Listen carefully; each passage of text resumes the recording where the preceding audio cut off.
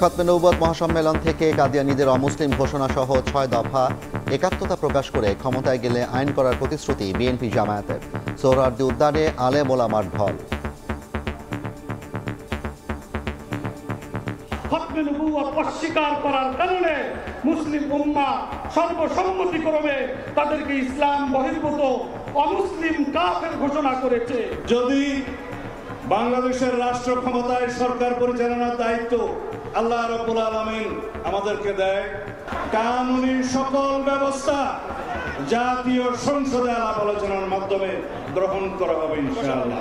জনগণ যদি আমাদেরকে নির্বাচিত করে, এই বাংলাদেশে আগামী দিনে অমুসলিম কাদিয়ানীরা অমুসলিম ঘোষিত হবে ইনশাআল্লাহ। দেখছিলেন প্রধান শিরোনাম। দুপুরের সময়ের সঙ্গে আছি আমি জাফর সাদিক। এবার অন্যান্য শীর্ষ সংবাদ। গণভোটের 4 প্রশ্নের বোধগম্যতা নিয়ে প্রশ্ন, কোনোটিতে দ্বিমত থাকলে না বলার সুযোগ কোথায়, প্রশ্ন বিএনপির। হ্যাঁর পক্ষে প্রচারে নামবে জামায়াত এনসিপি। বিভেদ সৃষ্টি করে ফায়দা লোটার চেষ্টায় একটি দল, মন্তব্য মির্জা ফখরুলের। ফ্যাসিস্ট আমলের মতো নির্বাচন হলে দুর্ভোগ বাড়ার শঙ্কা গোলাম পরওয়ারের।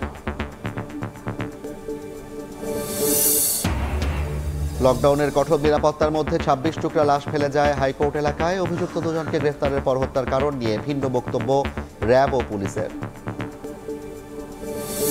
আমরা যারা বয়স্ক লোক আছি তাদের উঠতে খুবই অসুবিধা হয়। কেন লাগাইছে? মানুষের কোনো সুবিধা হওয়া তো দূর কথা, ভোগান্তির শেষ নাই। কোটি টাকার প্রকল্পে আবর্জনার স্তূপ, চুরি হচ্ছে যন্ত্রাংশ। রাজধানীর বেশিরভাগ চলন্ত সিঁড়িযুক্ত ফুট ওভারব্রিজ অকেজো, মেরামত করে আনসার নিয়োগের পরিকল্পনা। এবং ভারতের জম্মু কাশ্মীরে থানায় বিস্ফোরণে 9 জন নিহত, আহত অন্তত 32। বিস্ফোরক পরীক্ষা নিরীক্ষার সময় দুর্ঘটনা, দাবি পুলিশের। হতাহত বাড়ার শঙ্কা।